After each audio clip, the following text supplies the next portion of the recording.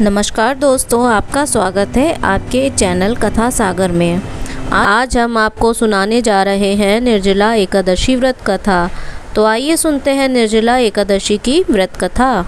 निर्जला एकादशी के महात्म्य की तरह ही उनकी कथा भी रोचक और दिव्य है। इस कथा में महर्षि वेद व्यास ने पांडवों के चारों पुरुषार्थ जैसे अर्थ, धर्म, काम और मोक्ष को प्रदान करने वाले एकादशी व्रत के लिए संकल्प करवाया था। तब धर्मराज युधिष्ठिर ने महर्षि वेद व्यास से कहा, हे मुने, आप सर्वज्ञ हैं। आपके द्वारा ही हमें चारों पुरुषार्थ की शिक्षा मिली है।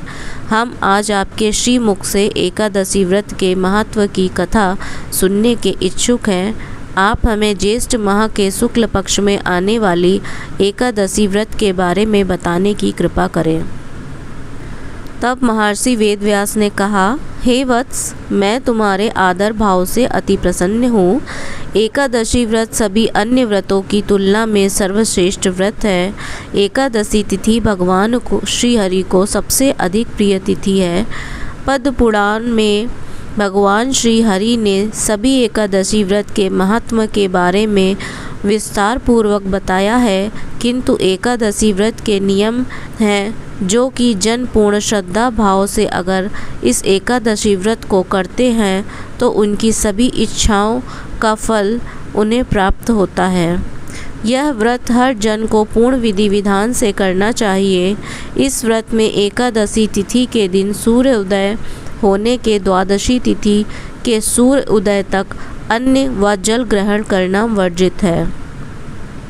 द्वादशी तिथि के दिन प्रातः सूर्य उदय होने के पूर्व यजमान को उठना होता है और फिर गंगा जल से स्नान करके अपनी दैनिक पूजा और आराधना का कार्य समाप्त करने के पश्चात घर में शुद्ध और सात्विक भोजन बनाकर निमंत्रित ब्राह्मणों को पहले भोजन अर्पित कर उन्हें उचित दक्षिणा देने के बाद ही स्वयं भोजन करना होता है और इस व्रत का यही पूर्ण विधि विधान है।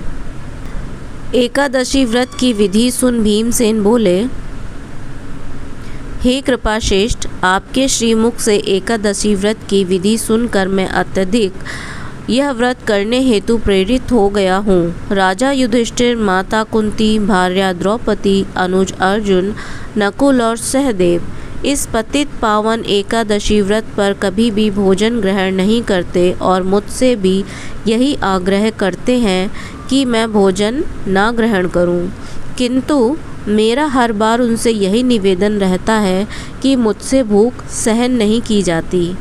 भीमसेन की बात सुनकर हल्के स्मित के साथ व्यास जी ने कहा, हे वत्स, मैं तुम्हारी स्थिति को भली बात समझता हूँ, किंतु अगर तुम नरक को दूषित और तुम्हें स्वर्गलोक अति प्रिय है तो इस अवस्था में दोनों पक्षों की एकादशी तिथि को भोजन का त्याग करना सर्वथा उचित है। तब भीमसेन बोले, हे मुने, मैं आपकी सर्वथा उचित बात से सहमत हूँ, किंतु आपसे मैं सत्य कह रहा हूँ, मैं एक बार भोजन करके भी व्रत नहीं कर सकता तो फिर पूरे दिन भूखा और प्यासा कैसे कोई व्रत को पूर्ण कर पाऊँगा। मेरे उदर में वृक्क नामक अग्नि हमेशा प्रज्वलित रहती है, अतः जब भी मैं अधिक भोजन ग्रहण करता हूँ तभी यह शांत और तृप्त होती है। इसी कारणवश हे मुनि श्रेष्ठ, मैं पूरे वर्ष में केवल एक बार ही व्रत कर सकता हूँ। अतः हे मुने, मुझे कोई ऐसा व्रत बताने की कृपा करें जिससे मेरी स्वर्गलोक में निवास करने की इच्छा भी पूर्ण हो और मैं कल्याणकारी काम का भागीदार भी बन सकूं। मैं आपके परामर्श का यथोचित पालन पूर्ण रूप से करूंगा। महर्षि व्यास जी बोले, हे कुंती सूत, हे बलश्रेष्ठ, तुम्हारा निवेदन सुनकर मैं अहोभावित हो गया हूँ, अतः अब मेरे वचन ध्यान पूर्वक अवश्य सुनना। ज्येष्ठ माह में जब सूर्य वृष राशि में हो या मिथुन राशि में शुक्ल पक्ष को आने वाली एकादशी का निर्जल व्रत तुम्हारे लिए सर्वथा उचित और कल्याणकारी होगा। केवल कुल्ला या आचमन करने के लिए जल ग्रहण करके तुम मुख में जल का प्रयोग कर सकते हो, लेकिन उसके अलावा किसी भी परिस्थिति में जल को मुख में ग्रहण करना व्रत को निष्फल बनाने के बराबर होगा।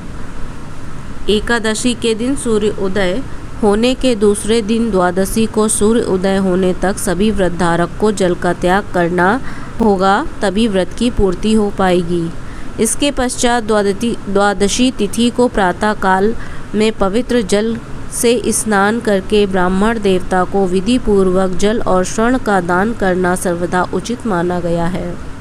इस प्रकार सभी कार्य करने के बाद जितेंद्रिय ब्राह्मणों के संग भोजन करना चाहिए।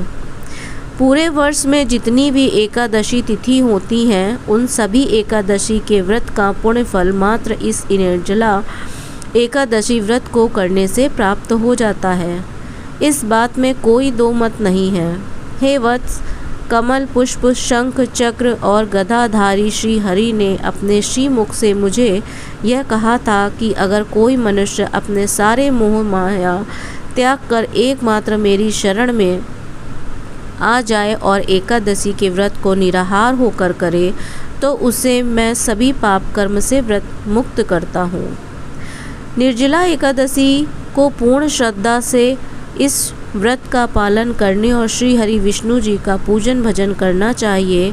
इस व्रत को करने से संसार में व्रतधारी स्त्री हो या पुरुष हो, उसे मेरु पर्वत के समान भी पाप क्यों ही न किया हो, उसके सारे पाप कर्म नष्ट हो जाते हैं।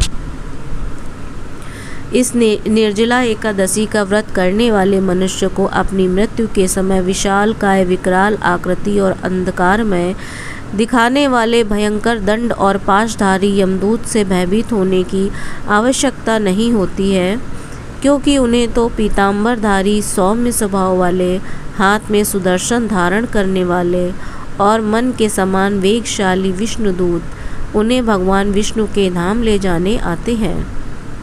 जो भी निर्जला एकादशी के दिन दान, जप, स्नान, होम जो कुछ भी अपनी श्रद्धा भक्ति के अनुसार और शक्ति के अनुसार करता है, उसे उसका अक्षय पुण्य फल ज़रूर प्राप्त होता है।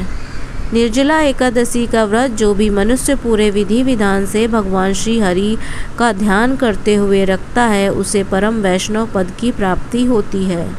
किंतु जो भी मनुष्य एकादशी के दिन अन्न खाता है, वह पाप का भागी बन जाता है। इस पृथ्वी लोक में चांडाल के समान और मृत्यु के पश्चात वो दुर्गति को प्राप्त होता है। यही नहीं, जो मनुष्य ज्येष्ठ माह के शुक्ल पक्ष को आने वाली एकादशी तिथि पर उचित दान करता है, उसे परम पद की प्राप्ति सहज ही हो जाती है। और जिस मनुष्य ने अपने जीवन काल में ब्रह्म हत्या, मदिरा सेवन और पर स्त्री गमन, चोरी और गुरुद्रोह जैसे कठोर पाप किए हों, और वह अगर इस एकादशी का व्रत करता है, तो उसे इन सब पापों से मुक्ति मिलती है। अतः हे कुंती पुत्र, निर्जला एकादशी के शुभ दिन सभी स्त्री पुरुषों के लिए विशिष्ट दान और कर्तव्य निर्धारित हैं। तुम ही सुनो। सागर तल में शयन करने वाले भगवान विष्णु का पूजन और आराधना कर जलमय धेनु का दान करना चाहिए, या फिर घृतमय धेनु या प्रत्यक्ष धेनु का दान करना सर्वथा उत्तम माना गया है। द्वादशी के दिन उचित दक्षिणा और विभिन्न मिष्ठानों द्वारा ब्राह्मणों को संतुष्ट करना चाहिए। ऐसा करने से ब्राह्मण देवता निश्चित रूप से संतुष्ट होते हैं और उनकी संतुष्टि पर भगवान श्री हरि व्रतधारी मनुष्य को मोक्ष प्रदान करते हैं। जिस दिन मनुष्य ने पूर्ण श्रद्धा भाव से शम, दम और दान में लीन होकर भगवान श्री हरि की पूजा और रात्रि में जागरण करते हुए इस पाप नाशिनी निर्जला एकादशी का व्रत किया हो, वह अपने साथ अपनी पूर्व 100 पीढ़ियों और आने वाली 100 पीढ़ियों को भगवान श्री हरि के परम धाम तक पहुंचा देता है।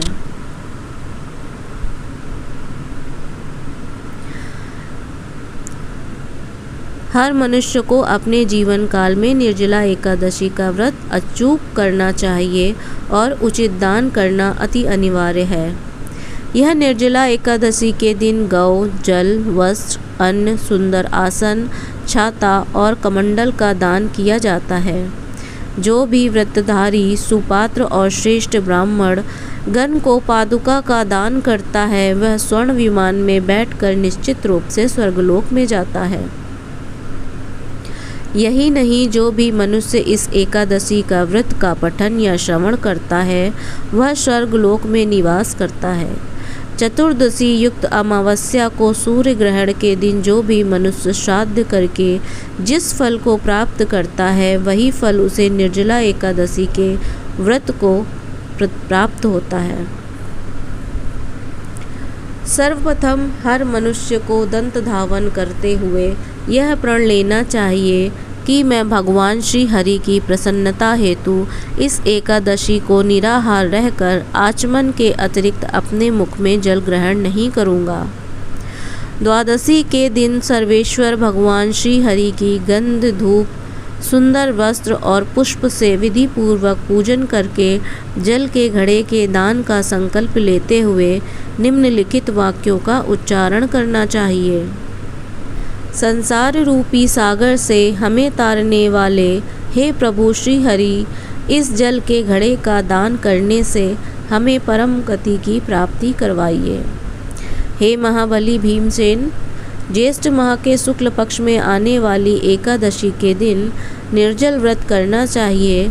इस दिन श्रेष्ठ ब्राह्मणों को आमंत्रित कर उनका पूजन करके उन्हें जल और शक्कर का दान देने के साथ साथ जल के घड़े का दान करना अति उत्तम माना जाता है। इस दान के फलस्वरूप मनुष्य श्री हरि के और अधिक निकट पहुंच जाता है और परम आनंद की अनुभूति करता है। तत्पश्चात द्वादशी तिथि को ब्राह्मणों को आमंत्रित कर उन्हें सात्विक भोजन अर्पित करने के बाद स्वयं भोजन ग्रहण करना चाहिए। जो भी मनुष्य इस प्रकार से विधि विधान पूर्वक इस पाप नाशिनी निर्जला एकादशी का व्रत करता है उसे परम पद की प्राप्ति होती है। महर्षि वेद व्यास के श्री मुख से यह वचन सुनकर महाबली भीमसेन भी इस व्रत को करने के लिए संकल्प लेते हैं। उस समय इस लोक में इस एकादशी को भीम एकादशी, पांडव एकादशी, निर्जला एकादशी के नाम से जाना जाता है। ज्येष्ठ माह के शुक्ल पक्ष की इसी एकादशी के दिन भगवान श्री कृष्ण ने माता रुक्मणी का हरण किया था, अतः इस एकादशी को रुक्मणी हरण एकादशी भी कहा जाता है। निर्जला एकादशी का महत्व हिंदू धर्म में एक एकादशी ऐसे मात्र इसका महत्व है जिसे करने मात्र से पूरे साल भर आने वाली एकादशी के फल प्राप्त होते हैं। निर्जला एकादशी को भीम एकादशी भी कहा जाता है क्योंकि एकादशी भीम ने निर्जल होकर की थी। ज्येष्ठ माह के शुक्ल पक्ष में आने वाली एकादशी को निर्जला एकादशी के नाम से जाना जाता है। निर्जला एकादशी को बड़े ही संयम से किया जाता है क्योंकि इस एकमेव एकादशी को जल पीना भी वर्जित माना गया है। इस एकादशी को पूरी श्रद्धा से करने वाला मनुष्य अपने पूरे जीवन काल को पूरी श्रद्धा से सुख समृद्धि प्राप्त करते हुए और अंतिम समय में वह मोक्ष की प्राप्ति करता है। तो आज की कथा यहीं समाप्त होती है। आगे मिलते हैं एक नई कथा के साथ। जब तक के लिए आप सभी को एकादशी की हार्दिक शुभकामनाएं। जय श्री हरि।